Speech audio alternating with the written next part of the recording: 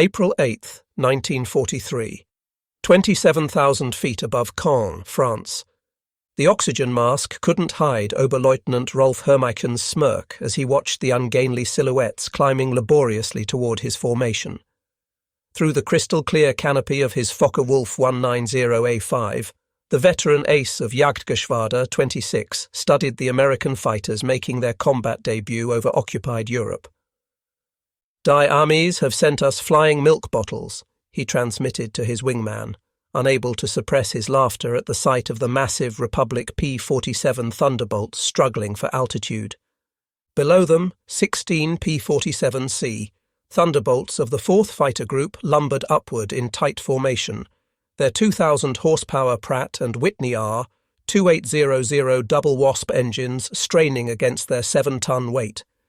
To German pilots accustomed to the sleek Spitfires and nimble Soviet fighters, these corpulent American machines appeared almost comical. Barrel-shaped fuselages topped with greenhouse canopies, wings that seemed too small for their massive bodies, propellers that dwarfed anything in the Luftwaffe inventory. What Hermichen didn't know, what none of the German pilots circling like wolves above could have imagined, was that they were witnessing the arrival of the weapon that would systematically destroy the Luftwaffe's fighter arm. Within 18 months, these flying milk bottles would transform from objects of derision into instruments of terror, their 8 AN/M2 Browning machine guns becoming the most feared sound in German skies. The mathematics of destruction were already loaded in those broad wings. 3,400 rounds of ammunition, a combined rate of fire of 6,000 rounds per minute, enough concentrated firepower to saw a Messerschmitt in half in less than 2 seconds. The transformation began that April morning when Major Donald Blakesley, commanding the 335th Fighter Squadron, spotted the German formation positioning for attack. The former Eagle Squadron veteran, who had transferred from RAF Spitfires just weeks earlier, understood what his men didn't yet know, that survival in the P-47 required abandoning everything they thought they knew about air combat. The Thunderbolt represented a radical departure from conventional fighter design philosophy. While the Germans had pursued lightweight interceptors optimized for climb and turn performance, Republic Aviation had created something unprecedented, a high-altitude juggernaut that used mass, power and firepower to redefine the rules of aerial warfare. Among the 56 American pilots spread across the French sky that morning were men who would become legends, future aces whose names would strike fear into Luftwaffe hearts. But on April 8, 1943, they were novices in an untested machine, facing the most experienced fighter force in the world. The Germans had been fighting continuously since 1939, with veterans of Poland, France, Britain and Russia. The Americans had been in combat for exactly 0 days. This story is about how industrial logic defeated tactical brilliance, how quantity and quality merged into overwhelming superiority, and how German pilots' laughter turned to terror as they discovered what synchronized Browning machine guns could do to an aircraft at 400 yards. The Republic P-47 Thunderbolt had emerged from a June 1940 panic. As German fighters swept across France, Alexander Kartveli, Republic Aviation's Georgian-born chief designer, received urgent specifications from the US Army Air Corps. They wanted a high-altitude interceptor capable of matching the Luftwaffe's best. What Kartveli designed instead was a monster that redefined the possible. "It will be a dinosaur," Kartveli admitted to his design team, "but it will be a dinosaur with good proportions." The XP-47B prototype that first flew on May 6, 1941, shocked everyone who saw it. At 9,900 pounds empty, it weighed 65% more than its predecessor, the P-43 Lancer. The massive turbo-supercharger system, with its complex ducting running through the rear fuselage, gave it an almost pregnant appearance. Test pilots approaching it for the first time invariably asked the same question: "This thing actually flies?" Not only did it fly, it flew like nothing else at altitude. The Pratt & Whitney R 2800 double Wasp engine, an 18-cylinder radial producing 2,000 horsepower, could maintain full power at 27,000 feet, where German fighters gasped for air. The turbo supercharger, fed by exhaust gases, delivered sea-level performance in the stratosphere, where the air was too thin for conventional superchargers. Major Hubert "Hub" Zemke, commanding the 56th Fighter Group training at Bridgeport, Connecticut, initially despised the aircraft. His unit lost 18 pilots and 41 aircraft in training accidents between September 1942 and January 1943. The P-47 killed more Americans in training than Germans would in the first months of combat. It ground-looped on landing, torque-rolled on takeoff, and dove with such enthusiasm that pilots discovered compressibility, their controls freezing as shock waves formed on the wings. But those who mastered it discovered something extraordinary. Lieutenant Robert Johnson, a farm boy from Oklahoma who would become one of America's top aces with 27 victories, described his first flight. It was like strapping yourself to a locomotive. The power was unbelievable. You didn't fly it, you aimed it. The first combat encounters in April and May 1943 confirmed every German prejudice. The P-47s couldn't turn with the Focke-Wulf 190s, couldn't climb with the Messerschmitt 109s, couldn't match their nimble handling at medium altitudes. Luftwaffe pilots quickly developed tactics to exploit these weaknesses, attacking from below where the heavy Thunderbolts struggled, forcing turning fights where agility mattered more than firepower. Hauptmann Josef Pips Priller, commanding officer of Jagdgeschwader 26, reported to headquarters after his first encounter. The new American fighter is meat for the slaughter. It flies like a truck, turns like a freight train, and climbs like a pregnant cow. Our boys are calling them Indianer, fat targets pretending to be warriors. The statistics seem to confirm German confidence. In their first month of operations, the American fighter groups lost 14 Thunderbolts for only 3 confirmed German kills. The RAF, observing from their Spitfire squadrons, quietly suggested the Americans might reconsider their choice of mount. British pilots joked that the best evasive maneuver in a P-47 was to unstrap and run around the roomy cockpit. But something strange was happening in those early encounters that German intelligence failed to notice. The P-47s that were shot down had absorbed incredible punishment before falling. One aircraft returned from a May 4th mission with 21 cannon holes and over 100 machine gun strikes, damage that would have disintegrated a Messerschmitt or Spitfire. The massive radial engine, lacking vulnerable coolant systems, shrugged off hits that would have stopped a liquid-cooled fighter cold. More significantly, when P-47s did get their guns on target, the results were catastrophic. The Thunderbolt's weapons battery created a convergence zone of destruction that German pilots had never experienced. Unlike the rifle-caliber weapons of early warfighters or the cannon with limited ammunition, the American fighter could maintain sustained fire for over 30 seconds, an eternity in aerial combat. The event that would begin changing German perceptions occurred on June 26, 1943, over Forges-les-Eaux, France. It involved Second Lieutenant Robert S. Johnson of the 61st Fighter Squadron and an encounter that would become legendary on both sides of the conflict.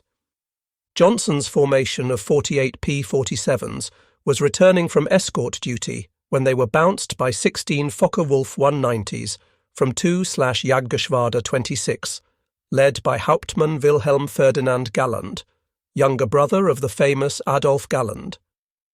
The Germans executed a perfect attack, diving from the sun with overwhelming speed advantage. Johnson's Thunderbolt, flying at the rear of the formation, was caught in the crossfire of multiple attackers, taking catastrophic damage in the first seconds of combat. 21 20mm cannon shells exploded across his aircraft. The canopy shattered, hydraulic fluid sprayed into the cockpit, the engine cowling was torn away, and fire erupted behind the instrument panel. Johnson, wounded in the nose and leg by shrapnel and bullet fragments, tried to bail out, but discovered the canopy was jammed. A 20mm shell had exploded in the canopy track, welding it shut. He was trapped in a dying aircraft at 27,000 feet. What happened next defied every assumption about combat damage tolerance. Despite having no forward visibility through the oil-covered windscreen, a barely functioning engine that shook violently, and controls that responded only intermittently, Johnson managed to level the aircraft and point it toward England. The P-47 continued flying with damage that would have reduced any other fighter to falling debris. Then it got worse. A lone Focke-Wulf 190, flown by an unknown pilot from 2/JG-26, discovered the crippled Thunderbolt limping toward the channel at less than 170 miles per hour. Historical research has never definitively identified this pilot, though several names have been proposed based on German combat reports from that day. What followed was one of the most extraordinary encounters in aerial warfare history. The German pilot positioned himself behind Johnson's P-47 and opened fire with his 4 20mm cannon and 2 13mm machine guns. Johnson, unable to evade, could only huddle behind his armor plate and pray. The Thunderbolt absorbed the entire cannon ammunition load. Then the German repositioned and fired again, this time with only his machine guns, the cannon ammunition exhausted. The German pilot pulled alongside, staring in disbelief at the flying wreck. Johnson could see his face clearly, young, blonde, his expression shifting from confidence to confusion to something approaching fear. The German repositioned and emptied his remaining machine gun ammunition into the Thunderbolt. Still, it flew. He pulled alongside again, shook his head in apparent amazement, gave an informal salute, and peeled away, presumably out of ammunition. Johnson's P-47 landed at Manston with its engine failing on the runway. The crew chief stopped counting bullet holes after reaching 200. One cannon shell had exploded inches from Johnson's head. Another had detonated against the armor plate behind his seat. The engine had taken direct hits. The control cables were partially severed. 3 of the 4 main longerons, the structural backbone of the fuselage, were shot through. Yet the aircraft had brought him home. The survival of Johnson's aircraft sent shockwaves through both air forces. American engineers studying the wreckage realized they had underestimated their own creation. German intelligence, receiving combat reports from 2nd Section of Jagdgeschwader 26, initially refused to believe it. No aircraft could absorb that much punishment. But testimony from multiple pilots confirmed the impossible. The Thunderbolt had taken everything the Luftwaffe's best fighter could deliver and survived. By July 1943, American pilots were learning to exploit the P-47's true strengths. Lieutenant Colonel Hubert Zemke, the 56th Fighter Group commander, had discovered the secret through brutal trial and error. Don't turn with them. Don't climb with them at low altitude. Use your weight. Use your power. Use your guns. The Thunderbolt's massive weight, initially seen as a disadvantage, became a weapon. In a dive, nothing could catch it. From 30,000 feet, a P-47 could reach 550 miles per hour, faster than any German fighter could achieve even in a vertical dive. This speed could be converted to altitude in a zoom climb that left pursuing fighters helplessly behind. Captain Walker, Bud Mahurin, who would become one of the first American aces in Europe, developed what became known as the boom and zoom tactic, though pilots called it the Thunderbolt turkey shoot.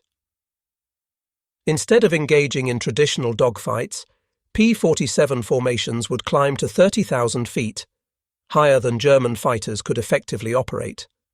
When Luftwaffe fighters appeared below, the Thunderbolts would roll inverted and dive, reaching speeds that made deflection shooting impossible for defending Germans. At the bottom of these dives, the American heavy machine guns would speak. German pilots who survived described it as facing a wall of lead, the combined firepower creating an impenetrable zone of destruction. Aircraft caught in this convergence pattern didn't just fall, they disintegrated. The true revelation of American firepower came during the August 17, 1943, dual raid on Schweinfurt and Regensburg, the deepest penetration into Germany attempted to that date. This mission would demonstrate both the P-47's limitations, its range even with drop tanks, and its terrifying effectiveness when employed properly. Major David Schilling, leading the 62nd Fighter Squadron, encountered a formation of Messerschmitt 110 destroyer aircraft positioning to attack B-17s with their heavy cannon and rocket armament. The twin-engine German fighters, heavily armed but less manoeuvrable, were the Luftwaffe's specialized bomber killers. Schilling's flight of 4 Thunderbolts rolled into their attack dive from 28,000 feet. Unteroffizier Heinrich Roth, a gunner in one of the Mi-110s who survived, later recounted in a POW interrogation. "The American fighters came down like hammers from heaven. I opened fire at 800 meters. Good hits. I saw them strike the fighter's wing. The P-47 didn't even wobble. Then he fired. The aircraft ahead of us simply came apart. Not shot down. Destroyed. Wings separated from fuselage, tail severed, the crew compartment shredded into metal confetti. In 2 seconds, a 110 became nothing." 8. Messerschmitt 100s and 10s were destroyed in less than a minute. The German pilots had never experienced such concentrated firepower. Each P-47 carried 425 rounds per gun, 3,400 rounds total, weighing nearly 900 pounds. At convergence distance, typically set at 300 yards, all 8 guns' ballistic paths intersected in a zone roughly 6 feet in diameter. Anything in that zone faced 100 half-inch projectiles per second, each travelling at 2,900 feet per second. The ammunition itself was a revelation of American industrial capacity. While German fighters struggled with limited cannon ammunition, typically 120 to 200 rounds for a 20mm weapon, American pilots could maintain fire for over half a minute. The standard combat load mixed armor-piercing incendiary tracer, and standard ball ammunition in patterns designed to both destroy and ignite. Lieutenant Colonel Francis "Gabby" Gabreski, who would become the top American ace in Europe with 28 victories, described the effect. "When you hit them with all 8, they don't just go down, they explode. I saw a 109 literally cut in half, the tail falling one way, the nose and wings another. The pilot never knew what hit him." By September 1943, the Luftwaffe was discovering another horrifying reality about the P-47. Its performance improved dramatically with altitude while German fighters suffered. The turbo-supercharged double Wasp engine maintained its rated power output up to 30,000 feet. German fighters, relying on single-stage or two-stage mechanical superchargers, saw their performance degrade significantly above 25,000 feet. Oberleutnant Hans Philipp, one of Germany's most successful aces with 206 victories, encountered this reality fatally on October 8, 1943. Leading Jagdgeschwader 1 against a B-17 formation at 28,000 feet over Bremen, Philipp found his Focke-Wulf 190A6 sluggish and unresponsive in the thin air. The BMW 801 engine, powerful at medium altitudes, was gasping for oxygen nearly 6 miles above the Earth. When P-47s of the 56th Fighter Group dove on his formation from 32,000 feet, the German fighters were sitting ducks. Robert Johnson, now an experienced combat pilot on his way to ace status, was flying at 31,000 feet when he spotted Philipp's distinctive Focke-Wulf with its elaborate nose art. Johnson's combat report was clinical. Opened fire at 300 yards, 30-degree deflection. Observed strikes along entire fuselage. Enemy aircraft exploded. No parachute observed. Philipp's death sent shockwaves through the Luftwaffe. If one of their best, a man who had survived over 500 combat missions on both eastern and western fronts, couldn't survive against the Thunderbolts, what chance did average pilots have? The German High Command ordered an immediate investigation into the P-47's capabilities. The report, delivered to Reichsmarschall Hermann Göring in November 1943, was sobering. The Thunderbolt's service ceiling exceeded 42,000 feet, higher than any German fighter could reach. Its dive speed approached the sound barrier. Its armour included a 3/8-inch steel plate behind the pilot, 1/2-inch bulletproof glass windscreen, and armoured deflection plates around the engine. Most disturbingly, its rugged construction allowed it to absorb damage that would destroy 3 conventional fighters and still return home. In January 1944, a new variant of the P-47 began arriving in England that would complete the transformation from laughingstock to nightmare. The P-47 D-22 featured a Hamilton standard hydromatic propeller with paddle blades, 13 feet in diameter with broad chord blades that bit into the air like massive oars. The improvement in climb rate was immediate and dramatic. Where earlier Thunderbolts had climbed at an anemic 2,200 feet per minute at sea level, the paddle blade variants could achieve 3,000 feet per minute, matching or exceeding German fighters at most altitudes. The massive propeller also improved acceleration, allowing P-47s to build energy faster in level flight. Hauptmann Heinz Knoke of Jagdgeschwader 11, a veteran with over 200 combat missions, encountered the new variants in February 1944 during a bomber interception near Hanover. He wrote in his combat diary, "The fat American fighters have learned to climb." We bounced a formation near Hanover, expecting our usual advantage. They turned into us and climbed with us. When we tried to disengage, they followed us up to 30,000 feet. Schmidt was caught and blown apart. Nothing left but smoke and fragments. These are not the same machines we laughed at last year. The paddle blade propeller did more than improve performance. It changed the sound of the Thunderbolt. The distinctive thundering roar created by the blade tips reaching supersonic speeds could be heard from miles away. German ground troops reported being able to identify approaching P-47s by sound alone, a deep, threatening rumble that meant death from above. They began calling it Donnerschlag, thunderclap. By March 1944, P-47s equipped with external fuel tanks could escort bombers deep into Germany. The standard configuration carried 2 108-gallon wing tanks, or a 75-gallon belly tank, extending range to over 1,000 miles. With the paddle blade propeller providing improved performance even when loaded, Thunderbolts could fight on equal terms immediately after dropping tanks. The Luftwaffe's response was to concentrate on the bombers, hoping to inflict enough losses to stop the American daylight campaign. But this required flying through the P-47 escort screen, an increasingly suicidal proposition. German pilots developed a grudging respect that bordered on fear for the big American fighters. Major Günther Rahl, one of Germany's top aces with 275 victories, mostly on the Eastern Front, survived an encounter with P-47s on March 6, 1944, that left him badly wounded. He later recalled in a post-war interview, "We saw them above us, fat silhouettes against the sun. Someone laughed and said, 'Here come the flying pigs.' Nobody was laughing 30 seconds later. They came down like an avalanche, faster than we could react. The first pass destroyed 3 of our fighters, just gone, transformed into burning debris. Their guns didn't fire in bursts like ours. They poured out solid streams of fire. Getting caught in that stream meant instant death." The escort missions revealed another P-47 advantage: endurance.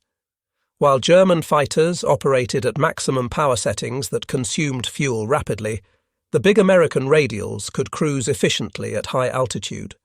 Thunderbolts could remain with the bombers for hours, rotating top cover while maintaining enough fuel for combat and return. As more P-51 Mustangs arrived to take over long-range escort duties in spring 1944, P-47 units increasingly focused on ground attack, a role that would make them the most feared aircraft in the German arsenal. The transition began in earnest in April 1944, as the Allies prepared for the invasion of France. The Thunderbolt's heavy machine gun battery proved equally effective against ground targets. The standard armour-piercing incendiary ammunition could penetrate the top armour of most German vehicles, while the sheer volume of fire could destroy soft targets in seconds. A 2-second burst put 160 half-inch projectiles into a target area the size of a truck. But it was the addition of bombs and rockets that transformed the P-47 into a true multi-role monster. The D-25 variant could carry 2 1,000-pound bombs under the wings and a 500-pounder under the fuselage, a bomb load equal to early war medium bombers. Later variants added zero-length rocket stubs for 10 5-inch high-velocity aircraft rockets, HVARs, each equivalent to a 105mm artillery shell. Oberst Hans von Luck, commanding the 125th Panzer Grenadier Regiment during the Normandy campaign, experienced P-47 ground attacks firsthand. They came in low, so low you could see the pilots' faces. The sound was terrifying. Engines roaring, rockets screaming, then the hammer of those heavy machine guns. A column of our trucks simply ceased to exist. 20 vehicles transformed into burning wreckage in one pass. The psychological effect on the men was devastating. They called them Jabos, fighter bombers, but these were something beyond that. They were flying artillery with the accuracy of snipers. On June 6, 1944, the Luftwaffe discovered how completely the balance of power had shifted. Over 500 P-47s provided air cover for the invasion, creating an impenetrable umbrella over the beaches. German fighters attempting to reach the landing zones were massacred. Oberleutnant Wolfgang Fischer of Jagdgeschwader, one of only 3 German pilots to reach the beaches that day, reported, "The sky belonged to the Americans. Thunderbolts were stacked from sea level to 30,000 feet. We tried to break through at dawn. 12 fighters from our Gruppe. I was the only one to return. The P-47s were waiting at every altitude. You couldn't climb over them, couldn't dive under them. Their guns turned our fighters into aluminum rain."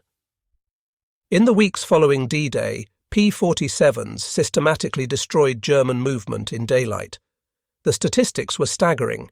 In June alone, 9th Air Force Thunderbolts claimed 651 locomotives, 3,847 trucks, 512 tanks and armoured vehicles, and 4,553 horse-drawn vehicles destroyed. The Wehrmacht was forced to move only at night, severely hampering their ability to respond to Allied advances. The Germans tried everything to counter the Thunderbolt threat. They reinforced vehicle armour, deployed more anti-aircraft guns, developed new camouflage techniques. Nothing worked. The P-47's combination of speed, armour and firepower made them nearly unstoppable. Even the feared 88mm flak guns struggled to track the fast-moving fighters at low altitude. While devastating Europe, the P-47 was simultaneously proving its worth in the Pacific theatre. The 348th Fighter Group, operating from New Guinea, discovered that the Thunderbolt's qualities were perfectly suited to the vast distances and harsh conditions of the Pacific War. Colonel Neil Kirby, commanding the 348th, developed tactics specifically for the Pacific. On October 11, 1943, Kirby led 4 P-47s against 40 Japanese aircraft over Wewak, shooting down 6 enemy planes himself in a single mission, earning him the Medal of Honor. The Japanese, accustomed to fighting nimble but fragile American fighters, were unprepared for the P-47's combination of firepower and durability. Japanese ace Saburo Sakai, who encountered P-47s over New Guinea, later wrote, "We called them monsters. Our 20mm cannon, which could destroy a P-40 with a few hits, seemed to have no effect. I put dozens of rounds into one Thunderbolt and watched it fly away. Their return fire was terrifying, streams of heavy bullets that tore aircraft apart." The P-47N, developed specifically for the Pacific, featured increased fuel capacity with wet wings holding 93 gallons each, extending range to 2,350 miles. This variant would escort B-29s to Japan, proving that the short-legged fighter of 1943 had evolved into a true long-range weapon. Perhaps the ultimate vindication of the P-47's evolution came in its encounters with German jet fighters. The Messerschmitt Me 262, with its 540 miles per hour top speed, should have been untouchable by propeller-driven fighters. But Thunderbolt pilots discovered they could catch jets in two situations: during takeoff and landing when jets were most vulnerable, and in high-speed dives from altitude. On November 27, 1944, Lieutenant Colonel John C. Meyer of the 352nd Fighter Group became one of the first pilots to shoot down an Me-262 with a P-47. Diving from 28,000 feet, Meyer's Thunderbolt reached speeds approaching 500 miles per hour, fast enough to catch the jet in level flight. The jet pilot, confident in his speed advantage, never saw the diving P-47 until Meyer's guns opened up at 400 yards. Meyer's combat report noted, "The enemy aircraft disintegrated under fire. Large pieces, including both engines, separated from the fuselage. The pilot did not escape. The concentrated fire of 8.50 caliber guns proved more effective than we anticipated against jet aircraft." By early 1945, specialized P-47M variants were deployed specifically to counter German jets and V-1 flying bombs. With water methanol injection boosting power to 2,800 horsepower and refined aerodynamics, these ultimate Thunderbolts could reach 470 miles per hour in level flight at 30,000 feet, fast enough to intercept even jets under certain conditions. Major George Bostwick, commanding the 63rd Fighter Squadron equipped with P-47s, shot down two Me-262s in March 1945. His tactical report emphasized firepower over speed. "The jets are faster, but they can't turn and they can't take punishment. One good burst from our battery, and they come apart like they're made of paper. They have to slow down to attack bombers. That's when we get them." The ultimate demonstration of American industrial might came during Operation Bodenplatte, the Luftwaffe's desperate attempt to destroy Allied air power on January 1, 1945. Nearly 900 German fighters, including their best remaining pilots, launched surprise attacks on Allied airfields across Belgium and the Netherlands. At Y-34 airfield near Metz, home to the 365th Fighter Group's P-47s, the attack initially succeeded. German fighters destroyed 22 Thunderbolts on the ground, along with several other aircraft. A captured German pilot, brought to the command post, pointed at the burning aircraft and taunted, "What do you think of that?" Major George Brooking's response became legendary throughout the 9th Air Force. He pointed to the flight line where ground crews were already pushing damaged aircraft aside and preparing hard stands for replacements. "By tomorrow we'll have 40 new ones. How long will it take you to replace your pilots?" The German pilot's smirk disappeared. Within 48 hours, factory-fresh P-47D-40S filled the flight line, flown in from depots in England. The Luftwaffe lost 271 aircraft and 213 pilots in Bodenplatte, including many irreplaceable instructors and squadron leaders. These losses they could never replace. The Americans lost 134 aircraft total across all attacked airfields, all replaced within a week. The numbers told the story of inevitable defeat. Republic Aviation produced 15,683 P-47s during the war, more than any other American fighter. At peak production, the Farmingdale factory on Long Island completed one Thunderbolt every hour around the clock. The Evansville plant in Indiana, built from empty farmland in 1942, was producing 500 aircraft per month by 1944. Each P-47D required 65,000 individual parts, 8 miles of electrical wiring, 2,000 pounds of aluminum, and 300 pounds of rubber. The engine alone contained 2,400 individual components machined to tolerances of thousandths of an inch.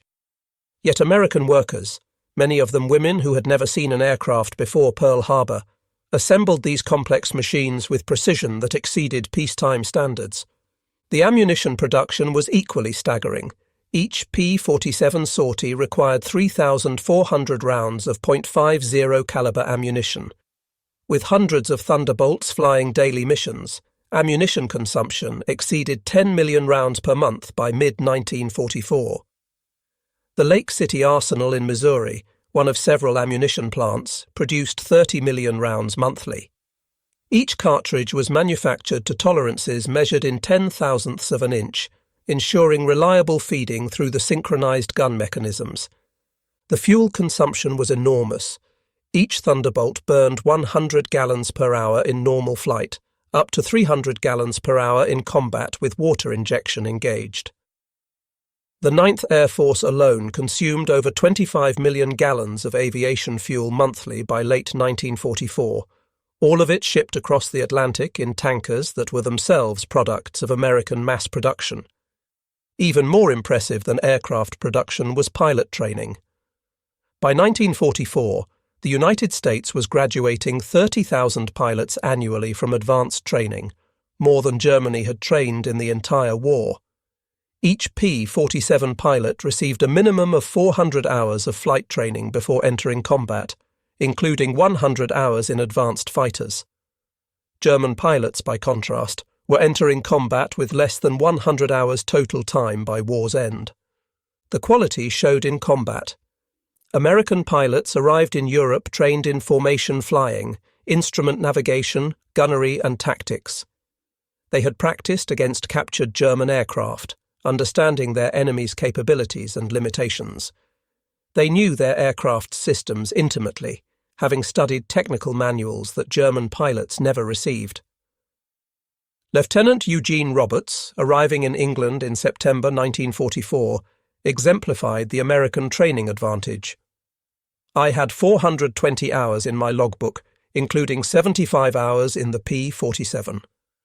I'd fired at towed targets, practiced deflection shooting, studied gun camera film from actual combat. My first mission, I knew exactly what to do. The German pilot I faced couldn't have had half my experience. It wasn't even a fair fight. In March 1945, Oberstleutnant Josef Priller, the same pilot who had mocked the P-47s as pregnant cows 2 years earlier, was interviewed by German propaganda officials seeking to boost morale. His statement, deemed too demoralizing for publication, revealed the complete transformation in German attitudes. The Thunderbolt is the best fighter-bomber ever built. Its firepower is unprecedented. Weapons that never jam, never overheat, never run out of ammunition in normal combat. It carries bombs like a medium bomber, fires rockets like artillery, and fights like a fighter when needed. But beyond the machine is what it represents: unlimited American production. They lose 10, they build 20. We lose 1, it's gone forever. Their pilots arrive better trained than our instructors. They have fuel for training, ammunition for practice, spare parts for everything. We have nothing but courage, and courage without resources is just delayed defeat. We laughed at them in 1943. We're not laughing now. When you hear those guns, you know death has come calling. The sound haunts us. Mechanical, precise, unstoppable. Like everything American, it's about overwhelming material superiority. They didn't beat us through better tactics or braver pilots. They buried us under an avalanche of steel and lead. By April 1945, the Luftwaffe existed largely on paper. Fuel shortages grounded most aircraft. Experienced pilots were dead or captured. Airfields were cratered ruins. But even with aircraft and fuel, German pilots faced an impossible equation.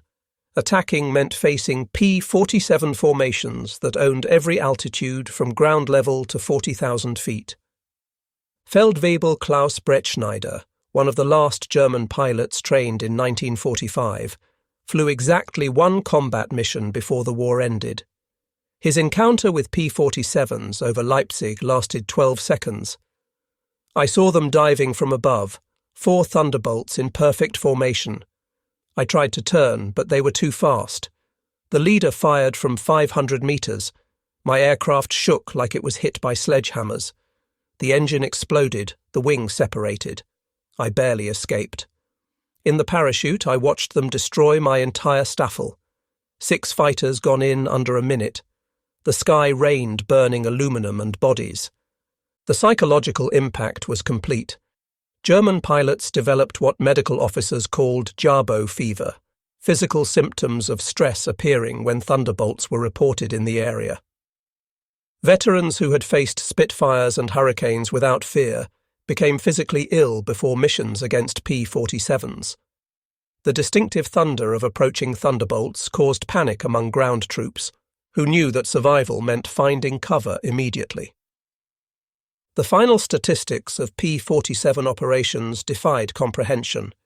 In Europe, 3,752 German aircraft destroyed in aerial combat, 3,315 aircraft destroyed on the ground, 86,000 railway cars destroyed, 9,000 locomotives destroyed, 6,000 armoured fighting vehicles destroyed, 68,000 trucks destroyed, 60,000 horse-drawn vehicles destroyed. In the Pacific, 697 Japanese aircraft destroyed in aerial combat, 150 aircraft destroyed on the ground, 1,500 vehicles destroyed, 150 locomotives destroyed, countless barges, ships, and installations. The 9th Air Force alone, primarily equipped with P-47s, flew 213,873 combat sorties, dropped 120,000 tons of bombs, fired 135 million rounds of ammunition, and launched 60,000 rockets. The Thunderbolt units achieved a 4.6 to 1 kill ratio in aerial combat, while maintaining the lowest loss rate of any Allied fighter-bomber. Behind these numbers lay the human cost. The Luftwaffe lost approximately 28,000 pilots killed in combat against Western Allied forces.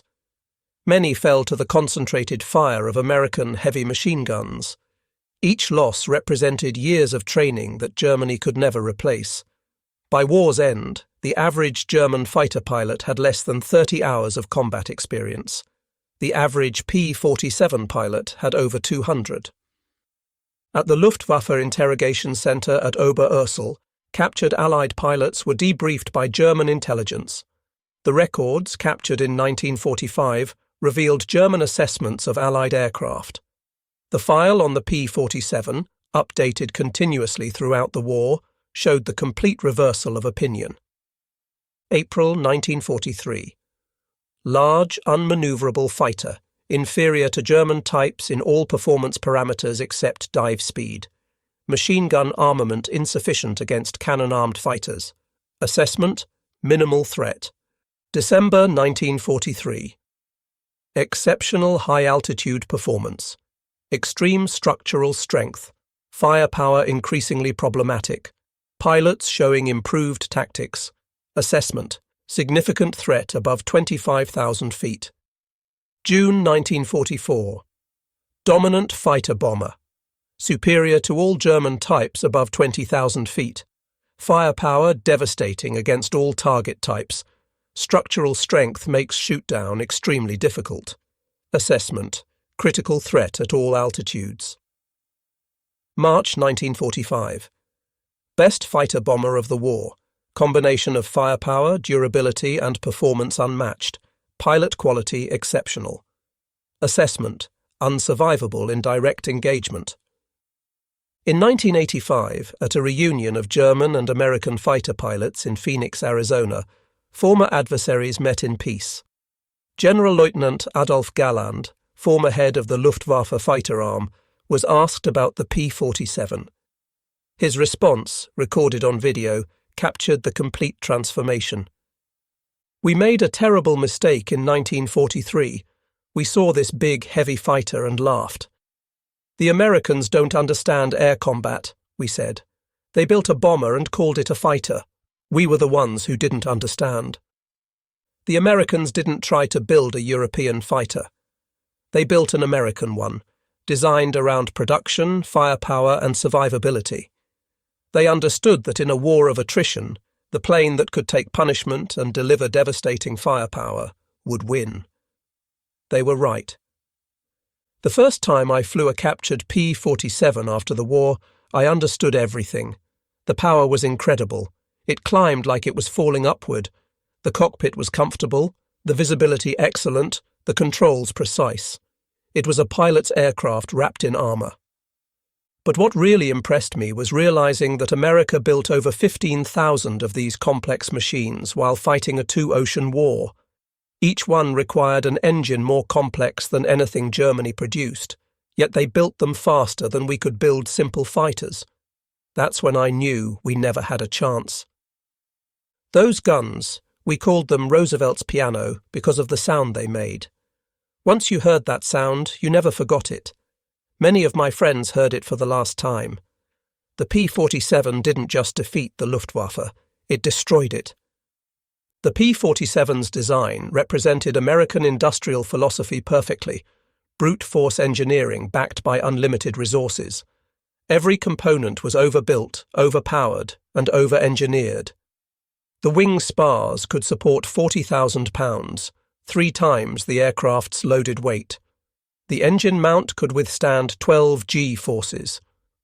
The control cables were doubled throughout, with automatic backup systems. The ammunition feed system alone was a marvel of engineering. 8 separate ammunition boxes, each holding 425 rounds, fed through electric boost motors to prevent jamming during high G maneuvers. The guns were electrically heated to prevent freezing at altitude. Each gun had its own charging mechanism and could be individually synchronized.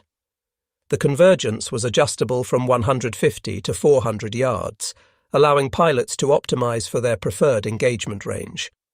Even after the war, some German veterans maintained that the P-47 won through quantity, not quality, that German fighters were technically superior but overwhelmed by numbers. The combat records tell a different story. In engagements where numbers were equal, P-47s consistently prevailed. The heavy machine gun armament, dismissed as inferior to cannon, proved more effective in actual combat. Analysis of gun camera footage revealed why. Cannon shells, while individually more destructive, required precise aim and had limited ammunition, typically 120 to 200 rounds total. The P-47's weapons created a probability cloud of bullets that guaranteed hits even with imperfect aim. At typical engagement ranges, a 2-second burst put at least 20 rounds into a fighter-sized target, enough to ensure destruction. The ammunition itself was superior. American .50 caliber armor-piercing incendiary rounds used a delayed action fuse that ensured penetration before detonation. The incendiary compound burned at 3,000 degrees Fahrenheit, hot enough to ignite aluminum structure. German 20mm shells, while heavier, often exploded on surface contact, causing spectacular but sometimes superficial damage. The P-47 Thunderbolt remains the heaviest single-engine piston fighter ever mass-produced. Its empty weight of 10,000 pounds exceeded the gross weight of some twin-engine fighters. Its engine produced more power than entire bomber formations from the previous war. Its weapons delivered more firepower than a squad of infantry. Yet it was built by the thousands, flown by kids barely out of high school, and maintained under combat conditions by mechanics who learned their trade in weeks.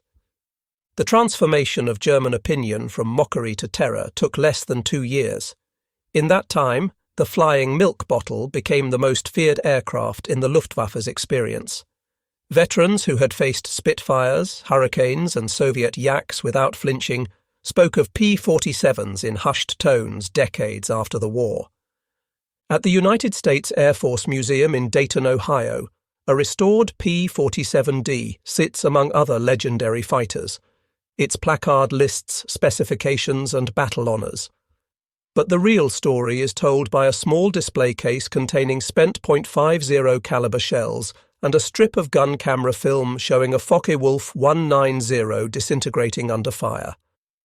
Below the display is a quote from an unnamed German pilot, taken from a 1945 interrogation report. "We laughed when we first saw them. Fat, ugly American fighters that couldn't turn, couldn't climb, couldn't fight. We stopped laughing when we realized they didn't need to turn or climb. They just pointed those guns at you and you ceased to exist. The laughter died with our comrades. The P-47 Thunderbolt entered combat as an object of derision and ended the war as an instrument of annihilation. In between, 8 synchronized Browning machine guns rewrote the rules of aerial warfare and buried the Luftwaffe under an avalanche of lead.